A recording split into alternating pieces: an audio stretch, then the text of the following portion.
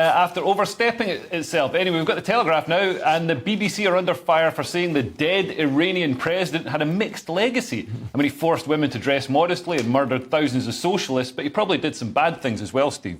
The BBC slated for absurd obituary of Butcher of Tehran. And I've got to be honest, that would be a brave business title. If you were going into halal meats, Butcher of Tehran, but maybe they're not going to do that now. The BBC facing criticism after saying that Iran's hardline president died in a helicopter crash. He had a mixed legacy. There were good people on both sides, I believe, as someone once said. In the obituary, they said that he was loved by hardliners of the Islamic Republic of Iran.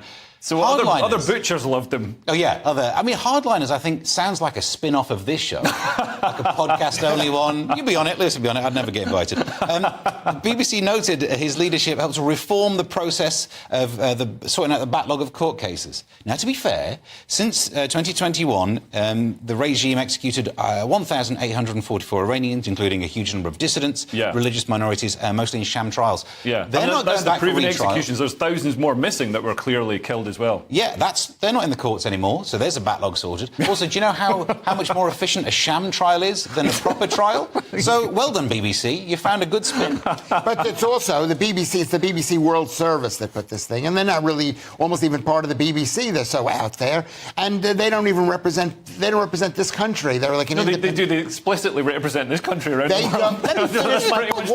Why are you interrupting me? Because you're wrong. You're talking about blood. I am saying yes, they're part of this thing, and they're part of that thing, but they're not. But they don't think of themselves as part of this thing. They don't think of. Well, they used to be funded by the. Yes, I know FCO. that. You can't interrupt me because I'm going off on places I don't even know where I'm going. So it's not like I can get back to that place easily.